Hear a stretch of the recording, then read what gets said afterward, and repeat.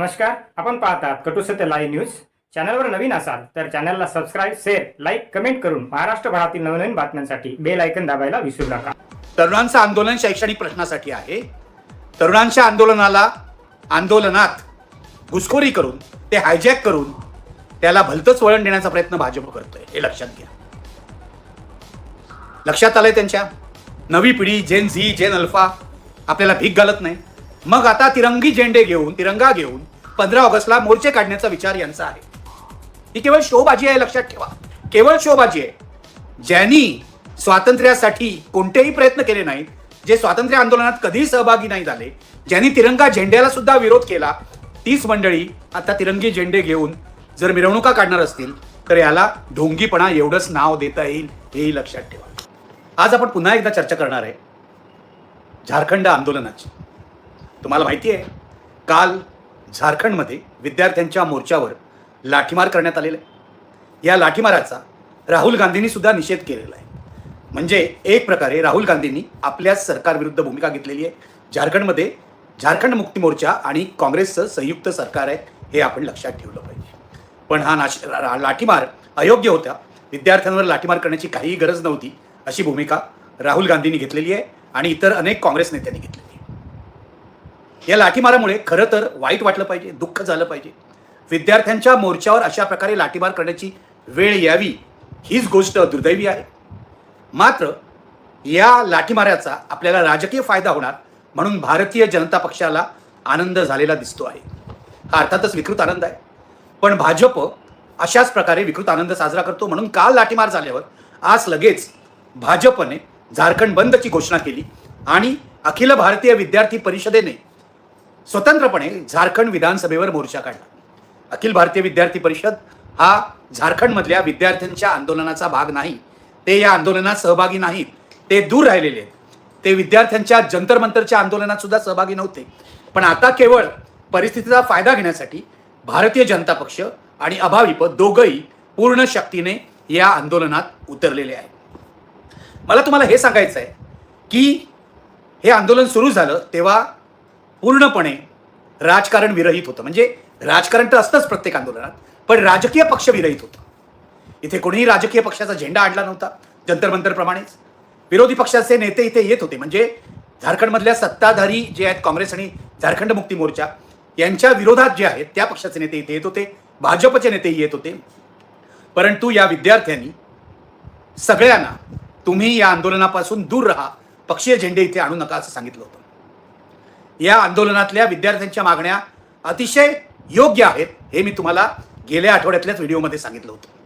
आणि अशी ही भीती व्यक्त केली होती की हे आंदोलन चिघळण्याची शक्यता आहे. काल हे आंदोलन चिघळलं कारण पोलिसांनी विद्यार्थ्यांच्या मोर्चावर लाठीमार केला. खरं तर विद्यार्थ्यांच्या मोर्चावर सुद्धा पोलिसांनी लाठीमार केला नाही. विद्यार्थ्यांचा एक गट होता, 200-300 विद्यार्थी असतील, तो विधानसभेच्या जवळ पोचलेला होता. विधानसभेचं गेट नंबर 1 जे होतं त्याच्या जवळ पोचलेला होता. तो उठायला तयार नव्हता. या आंदोलनातले स्वयंसेवक त्यांना दूर घेऊन जायचा प्रयत्न करत होते. पण पोलिसांनी शेवटी लाठीमार करण्याचा निर्णय घेतला. हा सौम्य लाठीमार होता, हे लक्षात घ्या. तरी सुद्धा लाठीमाराचं समर्थन होऊ शकत नाही. पत्रकार अजित अंजुम हे घटनास्थळी होते. ते असं म्हणतात की पोलिसांनी काही वेळ वाट बघितली असती तर कदाचित हा लाठीमार टाळता आला असता.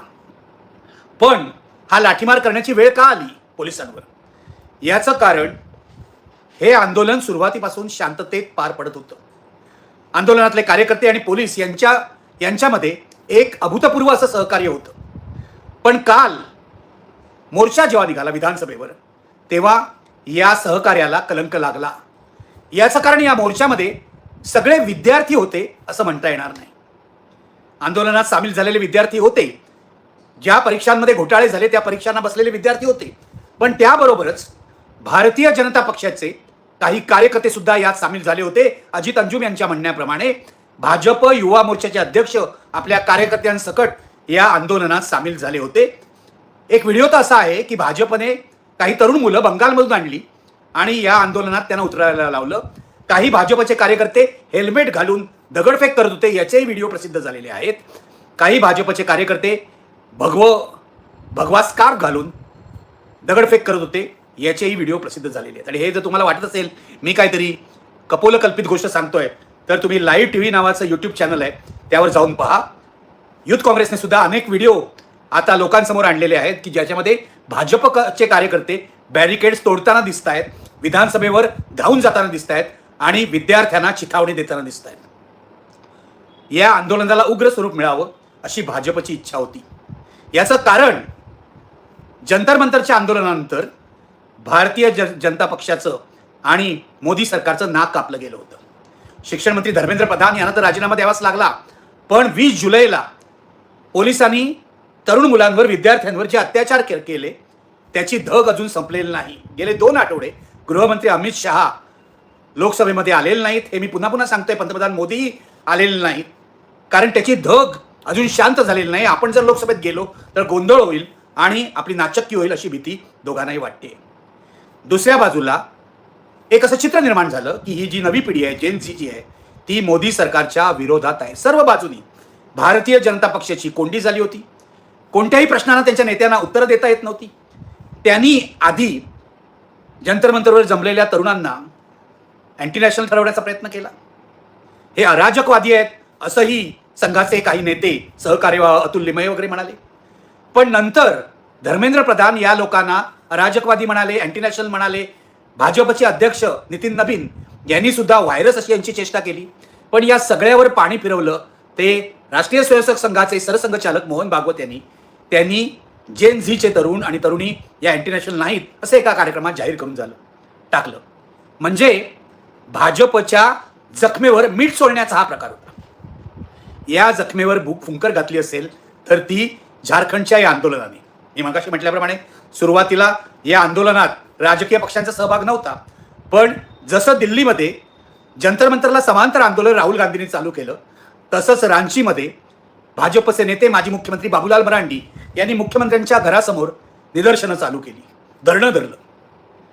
भाजप हळूहळू या आंदोलनाच्या जवळ सरकत होता आणि भाजपने परिस्थितीचा फायदा उठवला आणि आपले लोक या मोर्चात घुसवले. या आंदोलनाचे जे काही नेते आहेत, म्हणजे सामूहिक नेतृत्व आहे, त्यापैकी दोघांची मुलाखत ही अजित अंजुम यांनी घेतली. हे दोघेही नेते हे मान्य करतात की आमच्या कालच्या मोर्चामध्ये काही असामाजिक तत्व घुसली होती. त्यांनी नावं घेतली नाहीत. त्यांनी भाजपच्या युवा मोर्चाच्या अध्यक्षांचं नाव घेतलं नाही, दगड फेकणाऱ्या भाजप कार्यकर्त्यांची नावं घेतली नाही. पण हे व्हिडिओ उपलब्ध आहेत असं अजित अंजुमनी त्यांना सांगितलं, तेव्हा त्याचा इन्कार केला नाही. पहिलं बॅरिकेड पोलिसांनी तोडून दिलं, मुलं पुढे गेली. शेवटचं बॅरिकेड जेव्हा तोडायचा प्रयत्न या कार्यकर्त्यांनी केला तेव्हा पोलिसांनी त्यांना प्रतिबंध केला. पोलिसांचा एक तंबू सुद्धा या भाजपच्या घुसखोरांनी मोडून टाकला, हे लक्षात ठेवा. याचेही व्हिडिओ उपलब्ध आहे. मला असं वाटतं की भाजपने या आंदोलनाला बळ देण्यापेक्षा हे झारखंडचं आंदोलन बदनाम करण्याचा प्रयत्न केलेला आहे आणि केवळ राहुल गांधींना धडा शिकवावा. राहुल गांधी अमित शहाचा राजीनामा मागतायत. 20 जुलैला दिल्लीत झालेल्या गोळीबाराबद्दल, लाठीमाराबद्दल अमित शहाना जबाबदार धरतायत. मग बघा आम्ही तुमच्या सरकारला कसा धडा देतो, एवढाच भाजपचा हेतू होता. खरं तर 2 आंदोलनाची तुलना केली, झारखंडमधलं आंदोलन आणि जंतर मंतरवरचं आंदोलन, तर दोन्ही आंदोलनांच्या हाताळणीत फरक आहे. हे मी तुम्हाला कालच्या व्हिडिओमध्येही सांगितलं होतं.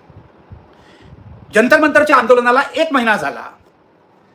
सोनम वांगचुक यांच्या उपोषणाला 20 दिवस उलटून गेले, तरी सुद्धा सरकारने कोणताही प्रतिसाद दिला नव्हता. मोदी सरकारने जेव्हा सोनम वांगचुक यांना पोलिसांनी जबरदस्तीने उचलून हॉस्पिटलमध्ये दाखल केलं, तेव्हा नरेंद्र मोदींनी JP नड्डा आणि जितेंद्र सिंग या दोन मंत्र्यांची बोलण्यासाठी नेमणूक केली. आणि बोलण्याच्या बैठका किती झाल्या? केवळ 2 बैठका झाल्या.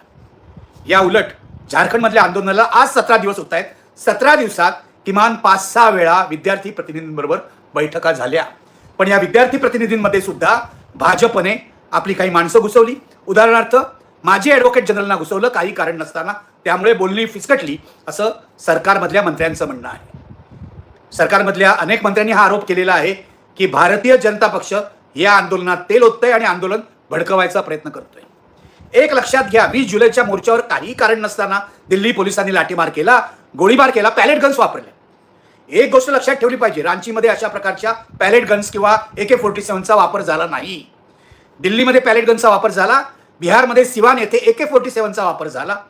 हा अतिरेक रांची पोलिसांनी टाळला हे लक्षात घ्या. आणि आंदोलनाचे नेते, आंदोलनाचे संयोजक हे मान्य करतात की पोलिसांनी आम्हाला पहिल्यापासून सहकार्य केलेलं आहे, फक्त काही असामाजिक तत्व घुसली आणि पोलिसांच्या नियंत्रणाबाहेर सर्व गेलं. विधानसभेच्या गेटवर तुम्ही बसू नका असं यापैकी तरुणांना सांगितल्यावर हे तरुण अधिक उग्र झाले असं पोलिसांचं म्हणणं आहे. तरी सुद्धा अजित अंजुम यांचं म्हणणं आहे की पोलिसांनी लाठीमार करायला नको होता, पोलिसांनी आणखी काही वेळ दिला असता तर ही मुलं परत गेली असती. आंदोलनाचे नेते असं म्हणतात की विधानसभेच्या गेटपर्यंत जाण्याचा आमचा काही विचार नव्हता, आधीच्या बॅरिकेडलाच थांबण्याचा आमचा विचार होता. आणि दिल्लीमध्ये जंतर मंतरला सुद्धा पोलिसांनी जेव्हा लाठीमार सुरू केला तेव्हा हा मोर्चा घेऊन संसदेपर्यंत जायचं नाही असा निर्णय अभिजित तिपके आणि त्यांच्या सहकार्याने घेतला. तो निर्णय का महत्वाचा होता हे आता झारखंडमध्ये झालेल्या लाठीमारावरून कळतंय.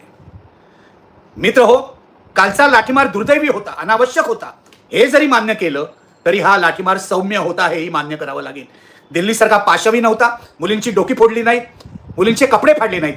तसंच झालं असं दाखवण्याचा प्रयत्न झाला, कारण इथे जो गोदी मीडिया आला होता, म्हणजे आज तक सारखी चॅनल जी आली होती त्यांना हे आंदोलन भडकायला हवं होतं. CNN TV 18 यांचे जे लोक आले होते, ही मंडळी जंतर मंतरला कधी दिसली नाही ते लक्षात घ्या. पण केवळ विरोधी पक्षांच्या विरोधातलं आंदोलन आहे, म्हणजे काँग्रेस आणि झारखंड मुक्ती मोर्चाच्या विरोधातलं आंदोलन आहे म्हणून अंजना ओम काश्यपचा सूर बदलला, गोदी मीडियातल्या अँकरचा सूर बदलला, सुधीर चौधरीचा सूर बदलला आणि यांचे रिपोर्टर पटापट रांचीमध्ये पोचले. अगदी ऑर्गनायझर संघाचे जे मुखपत्र आहे त्यांचाही रिपोर्टर तिथे पोचला. नेहा बोरा जी आयसाची नेता आहे, तिने ऑर्गनायझरच्या रिपोर्टरला स्पष्ट सांगितलं की तुम्ही अफवा पसरवतात, त्यामुळे मी तुम्हाला मुलाखत देणार नाही. नेहा बोराने अर्फाला दिलेल्या मुलाखतीमध्ये स्पष्टपणे सांगितलंय कशा प्रकारे भाजपवाले पहिल्यापासून घुसखोरी करण्याचा प्रयत्न करत होते. मुद्दा आहे आमचा लाठीमार विरुद्ध तुमचा लाठीमार असं नॅरेटिव्ह सेट करण्याचा भाजपचा प्रयत्न आहे. त्यापासून सावध राहा. स्पष्टपणे मी हे सांगतोय, त्यापासून सावध राहा. जंतर मंतरला आम्ही हे केलं, तुम्ही रांचीमध्ये हे केलं असा वाद निर्माण व्हावा. वाद प्रतिवादामध्ये भारतातल्या तरुणांनी ऐकावं. मूळ मुद्दा काय आहे? परीक्षेतल्या घोटाळ्यांचा आहे. मग ती झारखंडमधली परीक्षा असो किंवा केंद्रीय पातळीवरची नीटची परीक्षा असो, हा मुद्दा आहे परीक्षेतल्या घोटाळ्यांचा आहे, पेपर फुटण्याचा आहे. हा मुद्दा सोडून आमचं सरकार म्हणजे मोदी सरकार कसं वागतंय आणि झारखंडमधलं तुमचं सरकार कसं वागतंय ही चर्चा सुरू व्हावी असा भाजपचा प्रयत्न आहे.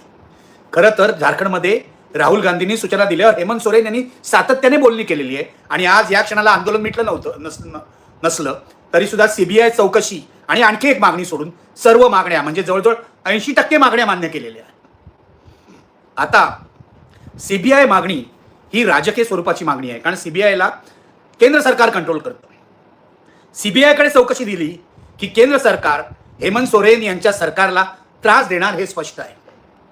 हे राजकारण समजून घ्यायला आंदोलनकर्ते आज तरी तयार नाही आहेत. उद्या कदाचित फरक पडेल, कारण आज हेमंत सोरेन यांनी विधानसभेत सुद्धा सांगितलं की आम्ही सर्व मागण्या मान्य केलेल्या आहेत. ज्या ज्या परीक्षा रद्द करण्याची मागणी मुलांनी केली ती आम्ही मान्य केलेली आहे असं आज त्यांनी विधानसभेत सांगितलं. असो, मुद्दा एवढाच आहे, तरुणांचं आंदोलन शैक्षणिक प्रश्नासाठी आहे. तरुणांच्या आंदोलनात घुसखोरी करून ते हायजॅक करून त्याला भलतंच वळण देण्याचा प्रयत्न भाजप करतोय हे लक्षात घ्या. लक्षात आलंय त्यांच्या नवी पिढी जेन झी जेन अल्फा आपल्याला भीक घालत नाही. मग आता तिरंगा घेऊन 15 ऑगस्टला मोर्चे काढण्याचा विचार यांचा आहे. ही केवळ शोबाजी आहे, लक्षात ठेवा, केवळ शोबाजी आहे. ज्यांनी स्वातंत्र्यासाठी कोणतेही प्रयत्न केले नाहीत, जे स्वातंत्र्य आंदोलनात कधीही सहभागी नाही झाले, ज्यांनी तिरंगा झेंड्याला सुद्धा विरोध केला, तीच मंडळी आता तिरंगी झेंडे घेऊन जर मिरवणुका काढणार असतील तर याला ढोंगीपणा एवढंच नाव देता येईल हेही लक्षात ठेवा. तेव्हा झारखंडमध्ये जे चाललेलं आहे त्याची जंतर मंतरशी तुलना करताना आपल्याला एक सावधगिरी बाळगायला हवी. झारखंडमधला प्रोटेस्ट आता राजकीय झाला आहे, त्यामध्ये भाजपची घुसखोरी झाली आहे हे समजून घ्यायला हवं. जे लोक म्हणतात ना राजकारणापासून दूर राहूया, राजकारणापासून दूर राहता येणार नाही, कारण प्रत्येक पावलावर राजकारण आपल्याला भेटणारच आहे हे लक्षात ठेवा आणि त्या दृष्टीने झारखंडच्या आंदोलनाकडे पहा. आज एवढेच पुरे. धन्यवाद. Thank you very much.